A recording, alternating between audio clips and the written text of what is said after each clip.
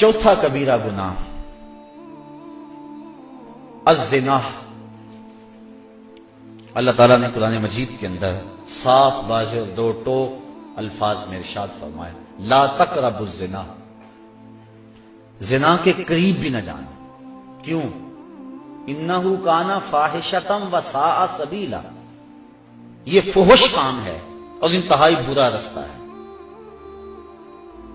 عقلاً بھی اس میں فحاشی ہے، شرعاً بھی اس میں فحاشی ہے، اور عادتاً بھی اس میں فحاشی ہے۔ تو کوئی بھی شریف شخص زنا کا ارتکاب نہیں کرتا، اور حدیث میں آتا ہے جب زانی زنا کرتا ہے تو اس سے ایمان نکال لیا جاتا ہے، اور زانی کے رزق میں بے برکتی ڈال دی جاتی ہے، اس کے چہرے کے نور کو چھین لیا جاتا ہے، اور اللہ کی رحمتوں سے وہ محروم کر دیا جاتا ہے۔ اللہ کے محبوب علیہ السلام کی بارگاہ میں ایک شخص حاضر ہوا، اسلام اس نے قبول کیا اور عرض کی حضور میرے میں بڑے گناہ ہیں اور میں وہ چھوڑنے کا آپ سے وعدہ کرتا ہوں، لیکن مجھے لت پڑی ہے زنا کی، وہ میں نہیں چھوڑ سکتا۔ اب حضور رحمت اللہ العالمین حکیم نبی کیسے اس کی تربیت فرماتے ہیں؟ اس نے کہا سارے گناہ چھوڑ دوں گا، زنا نہیں چھوڑ سکتا۔ فرمایا تو کیا پسند کرتا ہے کہ تیری ماں کے ساتھ کوئی زنا کرے؟ اس نے عرض کی حضور میں یہ پسند نہیں کرتا۔ تو فرمایا جس کے ساتھ تو زنا کرے گا وہ بھی کسی کی ماں ہوگی۔ اس طرح فرمایا تو پسند کرتا ہے کہ کوئی تیری بہن کے ساتھ زنا کرے؟ اس نے کہا حضور یہ میں کیسے پسند کرتا ہوں؟ تو فرمایا کہ جس کے ساتھ تو زنا کرے گا وہ کسی کی بہن ہو سکتی ہے۔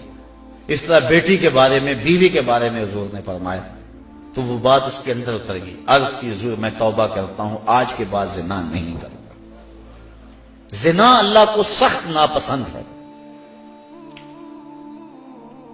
اللہ تعالی جل شانہ نے حد مقرر فرمائی، جو شخص زنا کرتا ہے اس کو 100 کوڑے مارو، اور اگر کوئی شادی شدہ ہے اور پھر اس شادی شدہ سے اس فعل کا ارتکاب ہوتا ہے تو شریعت میں حکم ہے کہ اس کو سنگسار کیا جائے۔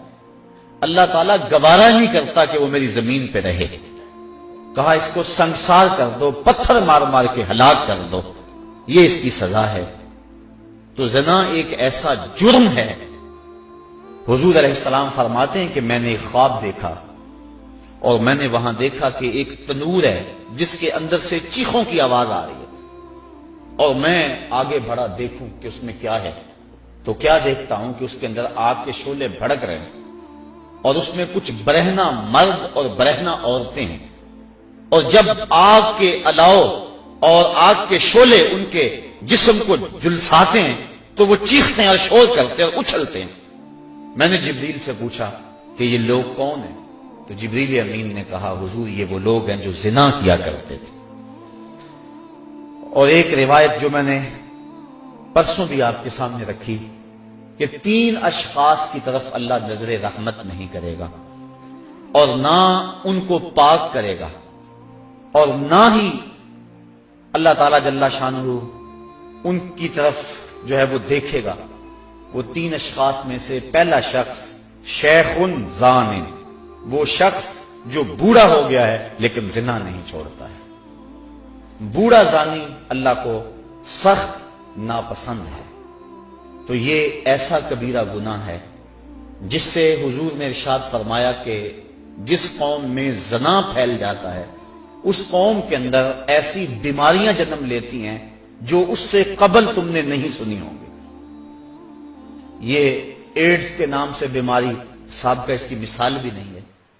تو جس قوم کے اندر یہ برائی پھیلتی ہے اس میں ایسی نئی نئی بیماریاں جنم لیتی ہیں، اور اللہ کی رحمتیں اس قوم سے اٹھا لی جاتی ہیں، ان لوگوں کے چہروں سے نور اچک لیا جاتا ہے، اور ان کے اندر فقر و فاقہ مسلط کر دیا جاتا ہے جس قوم کے اندر یہ برائی پھیلتی چلی جائے۔